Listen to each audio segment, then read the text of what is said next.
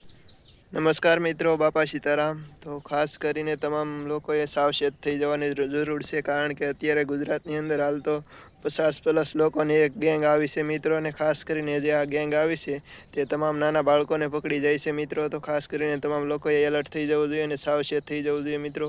ખાસ કરીને આ લોકો છે અલગ અલગ વિસ્તારમાં આવ્યા છે અને ઘણી જગ્યાએ નાના મોટા બાળકોને પકડીને અરેસ્ટ કરી જાય છે અને વિવિધ જગ્યાએ વેસી મારતા હોય છે મિત્રો. તો ખાસ કરીને આ વિડીયોને તમે વધુમાં વધુ શેર કરજો. ચેનલને સબસ્ક્રાઈબ ન કરો તો ચાલશે, પરંતુ વધુમાં વધુ શેર કરો, જેથી કરીને જે નાના બાળકોને પકડે છે તેનાથી આપણે બચી શકીએ. અને મિત્રો, સાવધાની રૂપે આ વિડીયોને અનેક લોકો સુધી શેર કરવાનું ના ભૂલતો. તો મિત્રો, ખાસ કરીને તમને આજે વાત કરીએ કે ગુજરાતની અંદર છેલ્લા થોડા દિવસોની અંદર એક ખૂબ જ મોટા પ્રમાણમાં જે બાળકોને પકડવાનું છે તેનું કાવતરું મોટા પ્રમાણમાં ચાલી રહ્યું છે. અને નાની મોટી ગેંગો છે તે ગમે તે રીતે નાના બાળકોને ઉઠાવી જતી હોય છે. તેમાં ખાસ કરીને મહિલાઓ પણ સમાવેશ છે અને પુરુષો પણ સમાવેશ છે.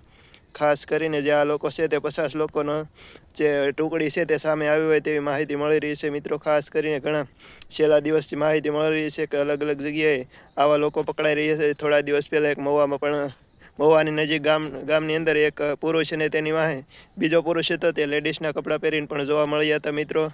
ને ખાસ કરીને ભાવનગરની અંદર પણ એક આવી લેડીઝ જોવા મળી હતી જે નાના બાળકને પકડી રહી હતી મિત્રો. તો ખાસ કરીને જે આપણા નાના બાળકો છે તેને એકલા ન મૂકવા જોઈએ, અને સ્કૂલ અથવા તો જો અવાવરું વિસ્તારમાં જતા હોય તો તેને સાવચેતી રૂપે મિત્રો મોકલવા જોઈએ. કારણ કે ઘણીવાર એવું થતું હોય કે નાના બાળકો એકલા જતા હોય તો તેને ખ્યાલ નથી હોતો કે અજાણ્યા વ્યક્તિઓ છે તેને પકડી જશે.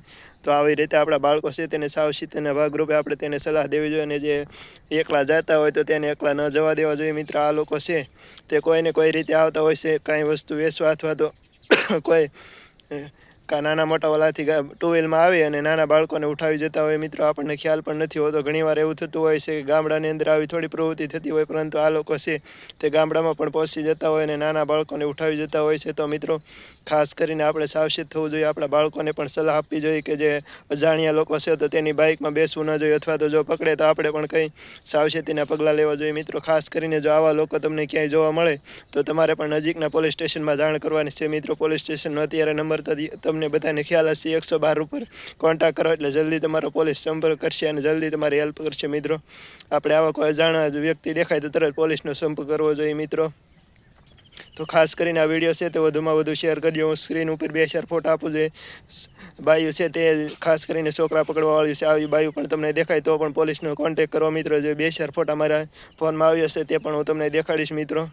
હવે મિત્રો, વાત કરીએ કે જ્યાં બાળકો પકડી જાય છે તેને ત્યાં લઈ જતા હોય છે. ખાસ કરીને છેલ્લા 5 વર્ષની અંદર 10,000થી પણ વધુ બાળકો મિત્રો આવડા લોકો ઉઠાવી ગયા છે અને એનો કોઈ વત્તો પત્તો નથી મિત્રો. ખાસ કરીને તો મિત્રો, હવે વાત કરીએ કે જ્યાં લોકો બાળકોને ઉઠાવી જાય છે, અલગ અલગ જગ્યાએ વેચી દેતા હોય છે અને તેની કિડની, ફેફસા અને આંખો વગેરે વેચી મારતા હોય છે. તો મિત્રો, આપણે પણ આપણા બાળકને બચાવીએ અને સાવધાન થઈ જઈએ. આપણે જો જાગૃત બનશું તો મિત્રો બાળકોને જે આવડા લોકો ગેંગ પકડવાવાળી છે તેનાથી બચાવી શકશું મિત્રો. તો મિત્રો, વિડીયોને વધુમાં વધુ શેર કરજો અને ચેનલને સબસ્ક્રાઈબ કરી દેજો. ખાસ કરીને વિડીયોને શેર કરવાનું ના ભૂલતા, કારણ કે આ જે 50 લોકોની ગેંગ છે તે ગુજરાતના અલગ અલગ વિસ્તારમાં ઘૂમી રહી છે. તો તમામ લોકોને વિડીયો શેર કરજો, જેથી કરીને તમામ લોકો છે સાવચેતી રાખે. અને ખાસ કરીને નાના બાળકોનો તમે પણ ખાસ ખ્યાલ રાખજો મિત્રો. તો વિડીયોને શેર કરવાનું ના ભૂલતા.